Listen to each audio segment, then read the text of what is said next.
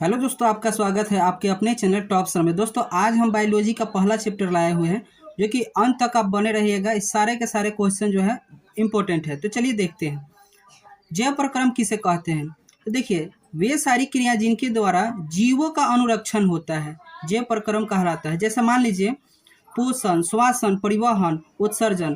कहने का मतलब वह शरीर का वह सब क्रिया जिससे न जीव का बचाव होता है, अनुरक्षण होता है। जैसे मान लीजिए हम पोषण नहीं करेंगे तो कैसे बचेंगे, श्वसन नहीं करेंगे तो कोई जीव बच सकता है, उसका अनुरक्षण हो सकता है नहीं ना।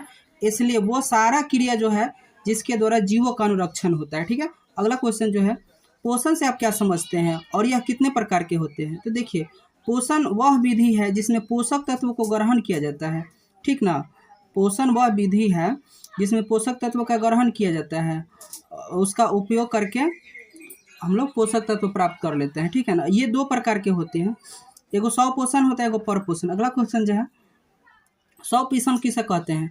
तो ऐसे जीव जो अपना भोजन के लिए अन्य जीवों पर निर्भर न रहकर स्वयं संश्लेषित कर लेता है, यानी ऐसा जीव जो अपना भोजन खुद ही बना लेता है, वो किसी दूसरे जीव पर निर्भर नहीं रहता है। जैसे में पेड़ पौधा, शैवाल, ये सब जो है स्व पोषण है।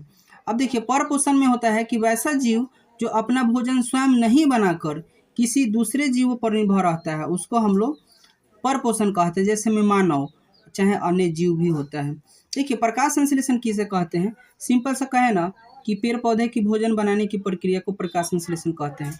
लेकिन यहाँ कुछ डिफिनेशन है कि प्रकाश संश्लेषण हर एक जो पेड़ पौधे द्वारा भोजन बनाने की एक विधि है। इसमें जिसमें पौधे सूर्य के प्रकाश की उपस्थिति में वायुमंडल से कार्बन डाइऑक्साइड एवं भूमि से जल, खनिज, लवण ग्रहण करता है और अपना भोजन बनाता है। चलिए, तो अगला क्वेश्चन है, प्रकाश संश्लेषण प्रक्रिया के लिए आवश्यक शर्तों का बताइए क्या क्या है, मतलब क्या क्या चाहिए प्रकाश संश्लेषण के लिए। तो देखिए, प्रकाश संश्लेषण के लिए यहाँ पे कुछ पॉइंट है, देखिएगा ध्यान से। पहला है पूर्ण हरित या क्लोरोफिल कहा जाता है, वो हमें चाहिए पहला। दूसरा का है कार्बन डाइऑक्साइड चाहिए। तीसरा का है जल और खनिज लवण चाहिए, और साथ ही सूर्य के प्रकाश चाहिए। ठीक है ना, प्रकाश संश्लेषण के लिए चार चीज़ें बहुत जरूरी है। अगला क्वेश्चन जो है, तो देखिए सजीव के जो है चार लक्षण कौन कौन है। दोस्तों आपसे हम एक बात बताएं ना कि जो बायोलॉजी का चैप्टर है, तो सारा का चैप्टर का नाम याद रख लीजिएगा, वो प्रकाश संश्लेषण के सजीव के लक्षण हो जाएंगे। ठीक है, जैसे मान लीजिए चलना, श्वसन, प्रजनन, वृद्धि और विकास, ये पाठे के नाम है। ठीक है ना, तो वो सब आ जाता है सजीवों के लक्षण में। ठीक, अगला क्वेश्चन जो है, कोई वस्तु सजीव है, इसका निर्धारण करने के लिए हम किस मापदंड का उपयोग करेंगे। तो देखिए, कोई वस्तु सजीव है, उसमें सजीव के लक्षण जैसे में पोषण करना चाहिए, वृद्धि करना चाहिए, श्वसन होना चाहिए, उत्सर्जन होना चाहिए, जनन होना चाहिए, ये सारे जो लक्षण है जिनमें, वो जीव को हम लोग सजीव बोलेंगे। ठीक है ना, अगला क्वेश्चन है, प्रकाश संश्लेषण के लिए आवश्यक कच्ची सामग्री और पौधा कहाँ से प्राप्त करता है। तो देखिए, प्रकाश संश्लेषण के लिए पौधे जो है CO2 वायुमंडल से, जड़ से क्या होता है, जो जड़ से जल को ग्रहण कर लेता है, और मिट्टी तथा प्रकाश से जो है प्रकाश को सूर्य से प्राप्त कर लेता है, और क्लोरोफिल जो होता है उससे पत्तियों से पौधे प्राप्त कर लेता है, जिससे अपना भोजन बना लेता है। ठीक, अगला क्वेश्चन जो है, मनुष्य में कितने प्रकार के दांत होते हैं, उनके नाम और कार्य के बताइए। तो देखिए, मनुष्य में जो है दांत चार प्रकार के होते हैं। पहला है इंसाइजर, केनाइन, प्रीमोलर और मोलर।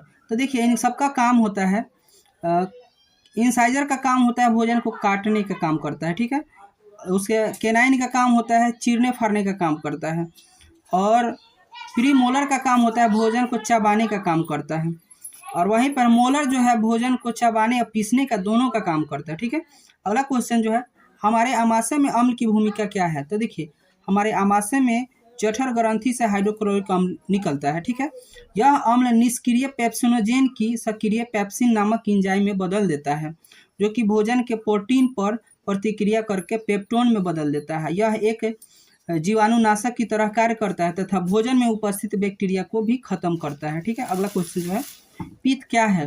तो मनुष्य के पाचन में इसका महत्व क्या है। तो पित्त क्या है और मनुष्य के पाचन में इसका क्या रोल है, वो देखते हैं। तो देखिए, पीत जो है एक गाढ़ा हरे रंग का क्षारीय द्रव है जिसका पीएच मान 8.9 होता है, जो यकृत से यानी लीवर से निकलता है। मनुष्य के पाचन की क्रिया में इसका महत्वपूर्ण भूमिका है। पहला पॉइंट जो है कि पित्त अम्लीय कायम को समाप्त कर देता है।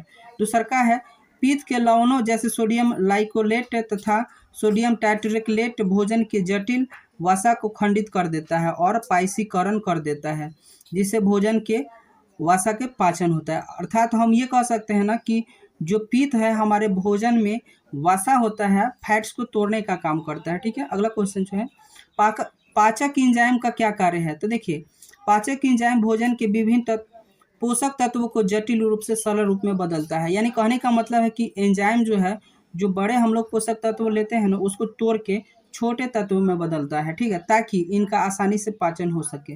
वो बड़े बड़े अणु जो होता है वो टूटेगा तभी जाके ना वो पचेगा, नहीं तो बड़ा बड़ा खा लें उसके बाद पच ही नहीं पाए। ठीक है दोस्तों, अगर इस तरह का वीडियो आपको चाहिए तो कमेंट में ज़रूर बताइए। Thanks for watching.